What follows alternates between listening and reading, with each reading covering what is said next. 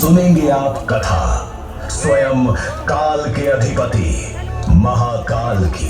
ये केवल एक कथा नहीं बल्कि सृष्टि के आदि और अंत का वो शाश्वत सत्य है जिसमें महाकाल सृजन भी है और संहार भी। प्रकाश, ध्वनि और दृश्यों के संगम से महाकाल की सर्वशक्तिमान उपस्थिति हर हृदय में स्पंदित होगी।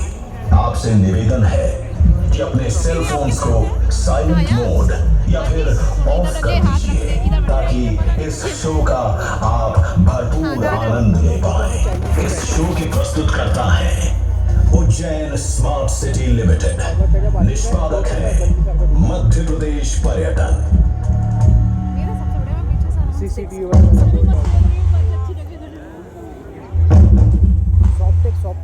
SOF असं काय तुला ते दिसलं की तू गाडी तिथंच लाव त्याच्याजवळच.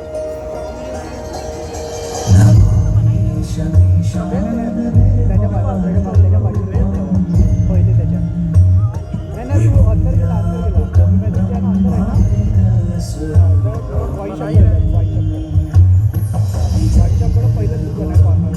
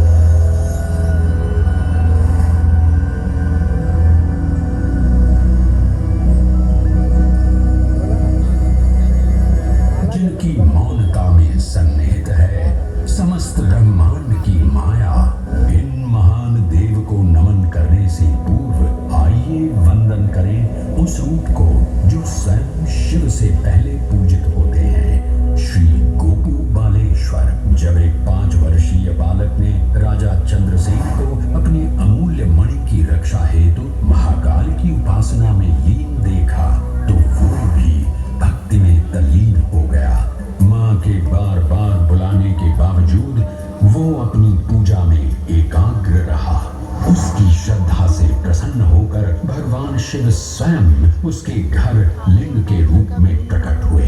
इस बालक की भक्ति से प्रभावित होकर चंद्रसेन सहित अन्य राजा भी वहां पहुंचे, जहां स्वयं भगवान हनुमान ने भी दर्शन देकर उद्घोष किया कि इसी वंश में नंद जन्म लेंगे, जिनके पुत्र होंगे विष्णु भगवान के अवतार श्री कृष्ण।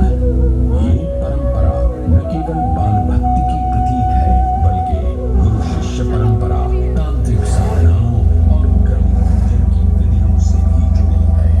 मंदिर परिसर में स्थित एक छोटा मंदिर श्री गोपू बालेश्वर महादेव मंदिर आज भी इस घटना की स्मृति को संजोए हुए है। महाकाल जो हर परमाणु और कोशिका में है, हर पल हर क्षण में। महाकाल जो है इस महानगर उज्जैन और नदी क्षिप्रा के कण कण में। आइए सुने उसी पावन नदी क्षिप्रा से महादेव की अद्भुत गाथा।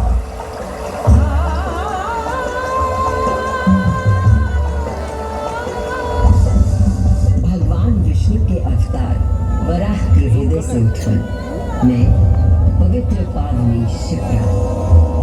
उद्गम तो मेरा श्री हरि के हृदय से हुआ और मैं प्रवाहित हो रही हूँ महाकाल के चरणों में।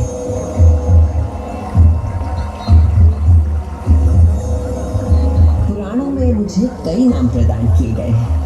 जबरधनी, पापधनी, अमृत संभवा और शिप्रा। वर्तमान कथा का प्रवाह आरंभ करने से पूर्व यह आवश्यक है कि मैं आप सभी को अपने उद्गम की उस दिव्य गाथा से अवगत कराऊं, जिसे जानकर आप अचंभित हो जाओगे। मेरा उद्गम ऋषि अत्रि से जुड़ा है।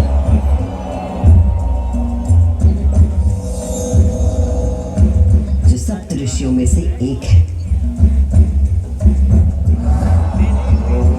जब ऋषि अत्रि ने उज्जैन में 3000 वर्षों की कठोर तपस्या पूरी की और अपनी आंखें खोली तो उन्होंने देखा कि उनके शरीर से 2 महान प्रकाश धाराएं निकल रही थी। पहली धारा आकाश की ओर गई और कहा जाता है कि वो चंद्रमा में परिवर्तित हो गई।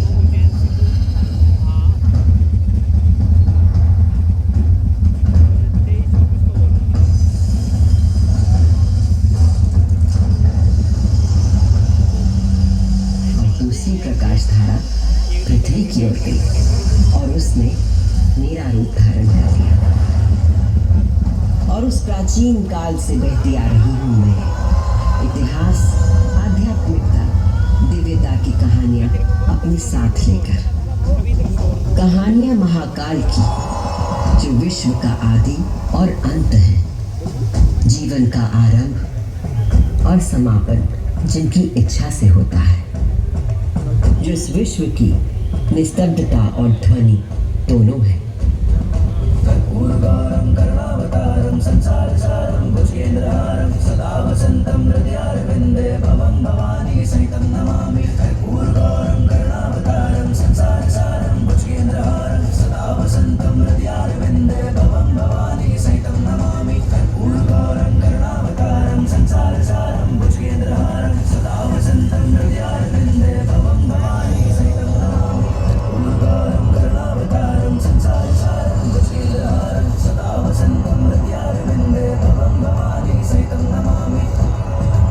महाकाल की महागाथाएं इतनी विस्तृत हैं कि वे काल और अंतरिक्ष की सीमाओं को पार कर सकती हैं। और आज मैं आपको उन कथाओं का केवल एक संक्षिप्त अंश प्रस्तुत करूंगी, केवल कुछ चुनिंदा मोती।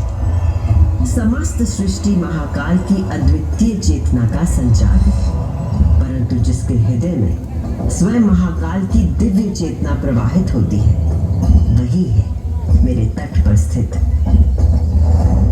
उज्जैनी। स्कंद पुराण में अवंती खंड के अनुसार अवंतिका यानी उज्जैन में सप्त सागर के अस्तित्व के बारे में बताया गया है, जिनमें से एक है रुद्र सागर।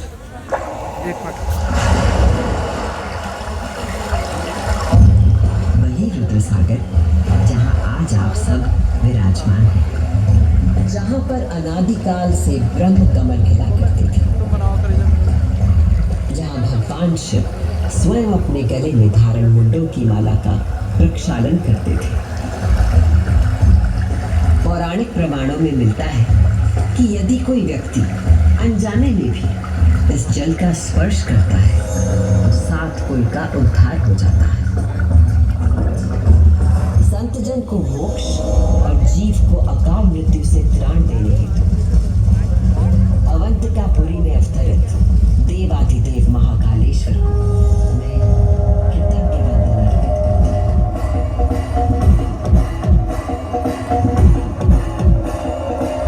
आज मैं शिप्रा देवी आपको उन्हीं महाकाल की शिव पुराण में उल्लिखित एक गाथा सुनाती हूँ।